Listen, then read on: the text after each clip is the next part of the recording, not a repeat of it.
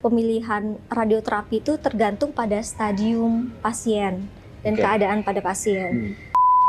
Radiasi itu unik, dia tidak berbau, tidak berasa, tidak berwarna. Jadi kalau ada misalnya selama radiasi itu nanti akan terasa seperti ketusuk-tusuk atau akan berasa berbau sesuatu itu enggak. Nah, tapi memang radiasi itu memiliki efek. Ada nggak sih yang pas dicek lagi, sel kankernya nih tinggal dikit banget atau bahkan hilang sama sekali? Nah, ada nggak dok? Infus, informasi seputar kesehatan.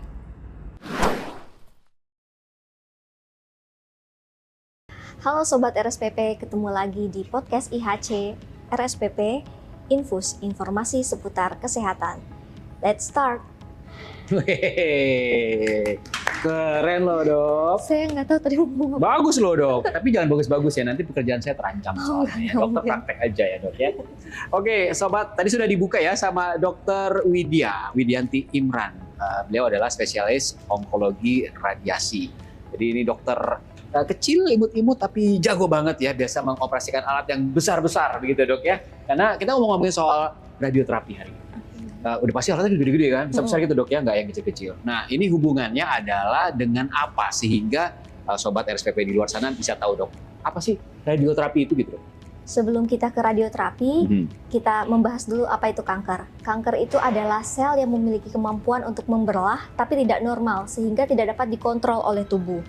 Nah, radioterapi ini adalah salah satu modalitas dalam pengobatan kanker yang jenisnya itu adalah menggunakan energi radiasi pengion untuk membunuh sel-sel kankernya. Seperti itu. Dok, pertanyaannya apakah ini selalu harus untuk kanker? Atau bisa untuk yang lain-lain, misalnya apa gitu? Radioterapi dapat kita gunakan untuk cancer maupun ternyata non-cancer. Non-cancer itu dapat kita gunakan untuk misalnya pada keloid. Keloid yang bekas luka itu dok? Iya, gitu ya? bekas luka yang nanti kulitnya akan seperti menebal. Itu kita dapat melakukan adjuvan pasca operasi. Dengan menggunakan radioterapi. Juga sebagai dengan teknik stereotaktik namanya, itu untuk kelainan vaskularisasi seperti AVM. Itu bahasa awamnya apa dok? Jadi arteri dan vena di otaknya itu malformasi. Jadi terbentuknya coil, jadi tidak terbentuk something dengan wrong baik, gitu ya? Sehingga dapat dilakukan radiasi untuk dapat menghancurkan sel tersebut. Jadi radiasinya di kepala begitu ya maksudnya? Iya begitu, untuk kasus AVM dengan menggunakan teknik yang stereotaktik dan lain sebagainya sih sebenarnya. Banyak kegunaannya sebetulnya, tapi yang kita mau fokus bahas di podcast episode kali ini adalah tentang radioterapi cancer, gitu ya? Cancer. Nah, pertanyaan saya nanya yang mewakili sobat RSPP aja, yang awam-awam aja pertanyaannya. Kalau di radiasi pasti rambutnya rontok ya dok? Kenapa pertanyaan? Nah itu kayaknya lebih ke efek samping ya. Jadi banyak yang takut duluan efek sampingnya. Sebelumnya itu saya jelaskan dulu bagaimana kerja dari radioterapi. Radioterapi itu adalah tindakan yang tidak invasif, tidak melukai tubuh dan juga terlokalisasi. Jadi efeknya itu hanya di daerah radiasinya saja. Misalnya ada misalnya pasien kanker payudara misalnya, kita akan diradiasi di daerah toraks, di daerah dadanya. Daerah dadanya aja, jadi nggak ke kaki, nggak ke kepala, ke mana-mana, enggak gitu dok ya? Betul, jadi terlokalisasi di daerah dadanya sehingga efek samping yang akan yang kemungkinan dapat terjadi pun hanya di daerah dada saja. Efek sampingnya apa aja tuh? Misalnya ada beberapa pasien yang bisa kulitnya itu menjadi kemerahan. Seperti itu efek samping. Kulit daerah radiasi ya. Jadi kalau kulit kaki itu lagi radiasi payudara tuh enggak. Itu wajar-wajar aja ya dok. Seperti itu. Dan sebenarnya saya bisa bilang jangan takut dulu sama efek sampingnya. Karena kita memiliki protokol untuk keamanan pasien. Pasien tuh nggak dilepas aja buat radiasi. Misalnya radiasinya sebanyak 25 kali atau 30 kali, nggak dilepas aja. Setiap minggu atau setiap 5 fraksi, pasien juga harus kontrol ke dokter. Buat apa? Buat melihat efek dari radiasinya dan juga efek sampingnya. I see. Dan efek samping itu jadi juga dimonitor terus lah intinya begitu ya? Iya betul. Dan itu adalah kemungkinan. Jadi tidak semua pasien radiasi dapat terjadi efek samping seperti yang tadi diceritakan. Seperti itu sebetulnya mitos juga berarti ya? karena setiap tindakan medis itu pasti ada efek sampingnya ya. Pasti bisa terjadi, tapi poin kita punya goal yang lebih tinggi lagi untuk mengeradikasi cancer. Jadi untuk efek samping yang mungkin akan terjadi akan kita atasi dan kita bersama-sama lah pokoknya menyelesaikannya sampai akhir. Oke. Nah, Dok, ini pertanyaan awam lagi, Dok. Bedanya kemoterapi itu termasuk dalam radioterapi? Oh, enggak, itu beda. Oh, beda. Beda Jadi beda. Radioterapi is radioterapi. Kemoterapi lain hal lagi begitu ya. Kalau radioterapi dengan penyinaran begitu, kalau yang penderita kanker suka bilang disinar gitu. Itu maksudnya apa, Dok? Kalau disinar itu lebih ke radioterapinya. Oh, I see. Itulah sinar itu maksudnya radioterapi. Radioterapi, iya. Jadi kalau misalnya tadi misalnya breast cancer, sembuhkan breast cancer. Jadi dia lay down gitu di bed, terus ditembak di bagian toraksnya, di dadanya gitu. Iya. Jadi untuk prosesnya ya, proses untuk radioterapi itu sendiri, pasiennya itu seperti proses CT scan atau MRI. Jadi berbaring di meja radiasi, nanti alatnya yang berputar. Radiasi itu unik. Dia tidak berbau, tidak berasa, tidak berwarna. Jadi kalau ada misalnya selama radiasi itu nanti akan kerasa seperti ketusuk-tusuk atau akan berasa berbau sesuatu itu enggak. Oh, oke. Nah, tapi memang radiasi itu memiliki efek untuk membunuh sel-sel kankernya. Yang ujungnya menyembuhkan lah, pesan yang mau dikejar. Yang kita harapkan untuk dapat menyembuhkan kankernya. Oke, paham. Baik. Nah, sekarang berarti tindakan radioterapi penyinaran ini berbeda-beda tergantung kasusnya. Biasanya berapa, Dok? Misalnya kalau breast cancer, misalnya berapa kali gitu? Jadi untuk jumlah dosisnya itu pasti berpengaruh ke daerah radiasinya, jenis kansernya, seperti itu. Umumnya sih sekitar 25-30. Tapi kita sekali penyinaran. Dengan durasi per penyinaran itu? Selama penyinaran itu sebenarnya ketika radiasinya itu keluar sekitar 10 menitan atau kurang sih sebenarnya. Oh, cepat ya, Dok, cepat. Ya? Oh, baik. Seperti itu. Tapi nanti tergantung ya jenis kansernya, lokasinya di mana. Dan stadiumnya juga. Dan stadiumnya pastinya. Tergantungnya di situ ya, berapa kali akan mendapat penyinaran begitu ya. Di RSPP berarti udah ada dong alatnya ya? Sudah ada. Lengkap begitu ya? Sudah ada. Di RSPP sudah ada namanya linear accelerator atau radiasi eksternal. Wow. Nih, kita kasih lihat di gambar, di insert. Seperti ini gambarnya ya, Sobat RSPP. Jadi ini alat-alat radioterapi yang ada di IHC RSPP. Jangan kemana-mana, kami akan segera kembali setelah pesan-pesan berikut ini.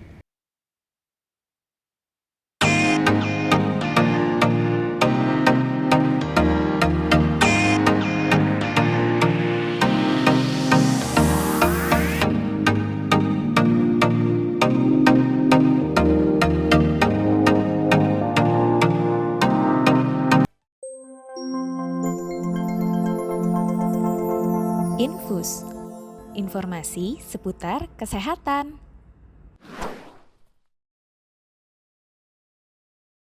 Terima kasih Sobat IHC RSPP, Anda masih bersama dengan saya Ruli Johan dan juga Dr. Widya. Kita menyaksikan podcast IHC RSPP, Infus, informasi seputar kesehatan. Topik kali ini adalah tentang radiologi untuk menyembuhkan penyakit kanker.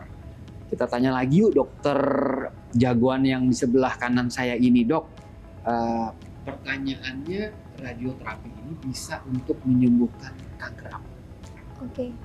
Nah, untuk kanker itu sendiri, kanker itu pastinya ada multimodalitas dan multi tim dalam pengobatannya. Dalam bahasa awamnya apa itu? Jadi ada banyak bagian, ada yang akan mengobati kanker itu. Oke. Seperti itu. Salah satunya adalah kan ada misalnya seperti pembedahan, kemoterapi dan juga radioterapi. Nah, radioterapi salah satunya. Nah, untuk tadi pertanyaannya apakah kanker apa saja yang bisa disembuhin yang dapat kita obati dengan radioterapi. Itu mulai dari kepala sampai bawah, dari kepala sampai kaki. Itu misalnya pada tumor atau kanker di daerah kepala dan otak ya, lalu juga kepala leher, yang paling banyaknya nasofaring atau kanker daerah mulut. Selanjutnya turun lagi di daerah toraks, kanker paru, kanker payudara, dan juga kanker di mediastinum, massa mediastinum. Di daerah perut itu seperti ada kanker serviks, kanker prostat, kanker kandung kemih, dan lain sebagainya. Di otot juga ada sarkoma, seperti itu. Tentunya pemilihan radioterapi itu tergantung pada stadium pasien dan keadaan pada pasien. Lalu juga pemberiannya apakah radioterapi saja atau bagaimana. Jadi di beberapa kasus memang radioterapi bisa hanya radioterapi saja, seperti misalnya pada kanker kepala leher yang stadium dini seperti nasofaring T1N0M0 itu bisa. Namun untuk beberapa yang sudah naik tuh standarnya, kita akan melakukan kolaborasi dengan modalitas lain seperti kemoradiasi itu pada kanker kepala leher nasofaring yang sudah stadiumnya lokal lanjut seperti itu, atau misalnya sebagai ajuvan itu tambahan setelah operasi atau radiasi dilakukan sebelum operasi seperti itu. Jadi itu memang tergantung. Jadi case cancer itu adalah individu. Jadi kita nggak bisa menyamakan. Jadi kalau misalnya kenapa saya diobatinya seperti ini, teman saya diobatinya beda. Karena kita mempelajari tiap case dan kita menanganinya juga tergantung dari By case-nya beda treatmentnya ya. Dan artinya kalau begitu yang namanya kanker itu tidak selalu harus radioterapi. Benar nggak pernyataan saya? Tidak selalu harus radioterapi, tapi radioterapi memegang peranan penting. Jadi kita ada namanya radioterapi utilization rate. Jadi persentase dari kebutuhan radioterapi dalam setiap pasien kanker.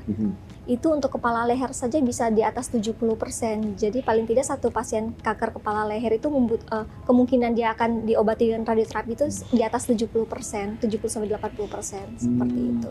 Meskipun nggak wajib, tapi emang rata-rata ya pakai penyinaran radioterapi ini. Nah pertanyaannya kalau begitu, kalau misalnya nih sobat RSPP ini baru ada yang ketahuan kena dan harus katanya melakukan radioterapi, nah, persiapannya apa? Persiapannya adalah yang pertama, yang dari pasien itu sendiri ya. Pasiennya itu harus memiliki informasi dulu, informasi yang menyeluruh tentang bagaimana sakitnya, penyakitnya apa, bagaimana tata laksana keseluruhan pada pasien itu sendiri. Karena kalau pasiennya tidak memiliki informasi, nanti pasiennya bisa gampang terpengaruh dari yang lain. Dengar-dengar gitu ya. Jadi coba ini seperti itu. Jadi memiliki informasi dulu dan pasiennya tahu apa yang akan dilakukan. Untuk radioterapi itu sendiri, biasanya kita ada rujukan dari onkologis yang lain. Nah, begitu pasiennya dapat rujukan ke radioterapi, pasiennya itu pasti memiliki ada prosedur yang harus kami persiapkan dan juga pasien persiapkan juga. Untuk dari persiapan dari pasiennya adalah bagaimana cara pasien untuk dapat melakukan pola hidup sehat. Seperti misalnya sebelum melakukan radiasi ini ya, gitu ya. Pasiennya harus misalnya makan makanan yang bergizi, cukup tidur. Ngaruh dok ya, kayak gitu dok ya? Iya, karena selama untuk radiasi. Ketahanan tubuh atau apa sih dok? Iya betul, karena selama radiasi kita membutuhkan kondisi pasien yang fit untuk dapat menjalankan radiasinya. Dan juga harus berpikir positif pastinya. Nah itu yang mau saya tanya berikutnya, berarti mental pun juga harus disiapkan dong? Iya begitu betul, ya dok ya? Betul. Oke. Karena dalam pengobatan kanker itu, kalau tidak dari keinginan sendiri biasanya akan lebih sulit, sangat sulit ya, banyak aja kendala-kendalanya. Tapi kalau misalnya pasiennya juga sudah kuat tekadnya dalam pengobatan, kami akan membantu dengan segala sumber daya yang ada. Iya betul. Kita akan mengharapkan hasil yang terbaik sesuai dengan apa yang kita rencanakan, kita inginkan. Nah, hasil terbaiknya itu pasti sembuh total. Benar dong, ya kan dok? Harapan dari yang penderita begitu ya. Pertanyaannya, apakah ada sampel case yang benar-benar ketika dicek ulang, sembuh loh, nggak ada lagi loh sel kankernya? Tapi jangan dijawab sekarang dok, kita jawabnya setelah berikut ini ya. Ada yang mau lewat dulu dok, kita ngobrol lagi di segmen terakhir ya dok. Sobat IHC RSPP, kita akan kembali lagi.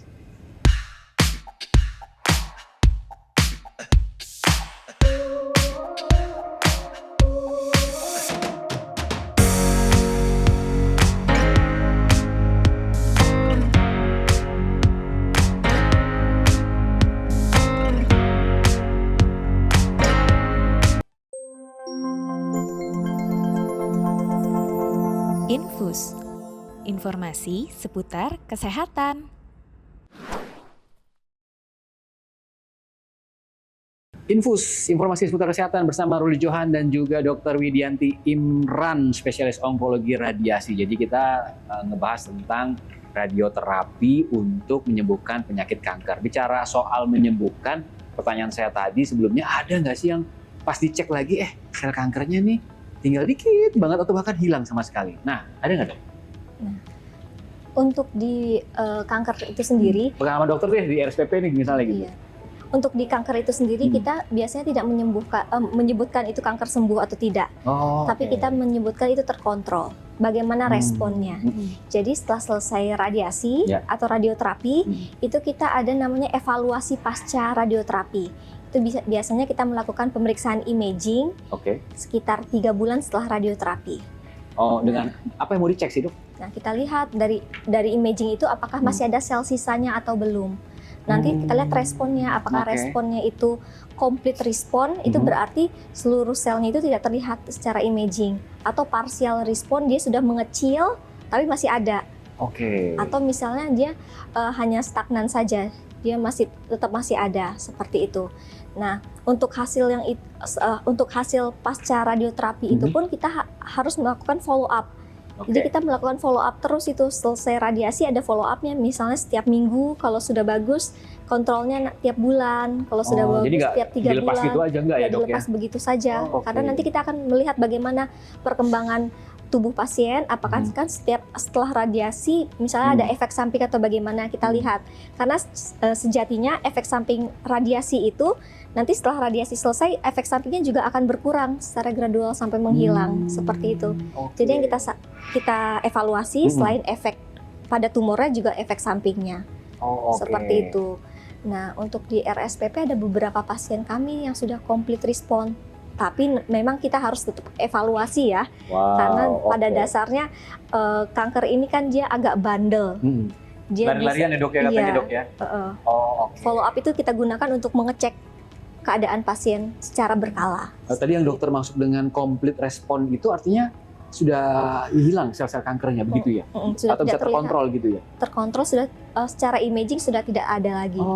Seperti itu. Dan itu nggak cuma 1-2, banyak bisa disembuhkan dengan radioterapi itu ya dok ya? Lanjut ya dok ya kalau gitu ya? Nah, ini pertanyaan awam juga nih, kan saya tugasnya kan mewakili para sobat RSPP aja. Kalau habis radioterapi itu bisa beraktivitas, apa harus nunggu dulu, diem dulu, atau gimana dok? Nah, radioterapi itu kita lakukan selama kondisi pasien baik atau terkontrol. Banyak pasien kami yang memang tetap menjalankan aktivitas seperti biasa. Ada yang istirahat makan siang, radiasi sebentar, habis itu jalan lagi untuk kerja, seperti itu. Tapi ada juga beberapa kasus yang memang sudah berat, memang harus dirawat inap, sambil kita radiasi. Itu memang tergantung case-nya masing-masing. Namun selagi pasiennya baik, kondisinya baik, keadaan umumnya baik, radiasi itu dapat kita lakukan sambil jalan, sambil pasiennya aktivitas. Why not gitu ya, beraktivitas rutin normal. Saya jadi ingat ini dok, soalnya ceritanya dari Mbak Nunung Sri Mulat. Kan dia breast cancer kan ya. Dia betul tuh dok. Jadi dia bisa lagi syuting, terus dia break sebentar, dia lari, dia treatment, terus dia besok kerja lagi, bahkan keluar kota, kemana-mana. Jadi memang bisa gitu dok ya? Bisa begitu, selagi kondisi pasiennya baik ya. Kalau misalnya kondisi pasiennya sudah agak menurun, ya kita sarankan untuk istirahat dulu, pulihkan dulu, kalau sudah pulih lanjut lagi. Tetap lihat kondisinya tapi ya masing-masing. Oke dok, berarti nih kalau ada yang butuh layanan, menghubungi kemana RSPP dok berarti dok? Ya, untuk kebutuhan layanan radioterapi bisa langsung ke RSPP, ke pendaftarannya. Bahkan bilang saya butuh konsul gitu dulu ya, terus saya mau melakukan radioterapi gitu dok. Tapi umumnya pasien kita adalah pasien rujukan dari onkolog lain. Jadi sudah pasti kamu tinggal radioterapi aja gitu ya, ketemu dokter Widya gitu. Nanti dari dokter onkolognya akan menyarankan radioterapi dan nanti akan diarahkan ke radioterapi RSPP. Sama itu loh, jangan lupa kalau mau keloid juga. Iya bisa. Jadi cantik lagi gitu ya. Pada keloid, radioterapi itu dilakukan sebagai ajuvan post operasi. Jadi tetap keloidnya itu harus dioperasi terlebih dahulu, dan dalam waktu kurang dari 24 jam akan dilakukan radiasi pertama. Seperti itu, diharapkan pertumbuhan keloidnya tidak terlalu sebesar yang sebelumnya. Begitu ya. Oke dok. Dan sobat RSPP, sudah 15-an menit lebih kita nih ngobrol, nggak berasa ya. Dok, sebagai closing dok, silakan dok, apa yang mau disampaikan khususnya kepada penderita nih? Untuk seluruh pasien kanker, terutama yang sedang berjuang dalam pengobatan, jangan patah semangat, tetap bersemangat, ingat kalian tidak sendirian, kita lewati bersama, tetap semangat. Dan ada Dokter Widya yang akan membantu mengobati, menyembuhkan gitu. Dok, sebelum closing, di RSPP sudah bisa radioterapi dengan BPJS? Iya, betul.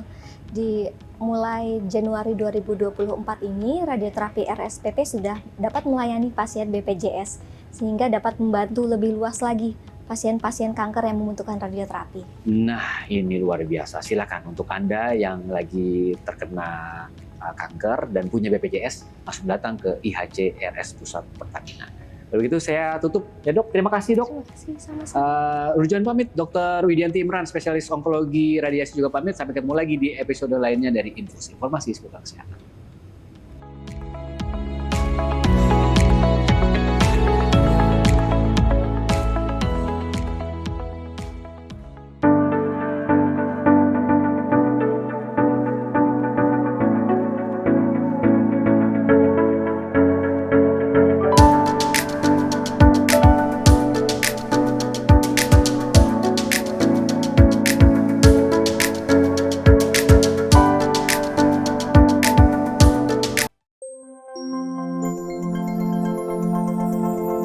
Infus, informasi seputar kesehatan.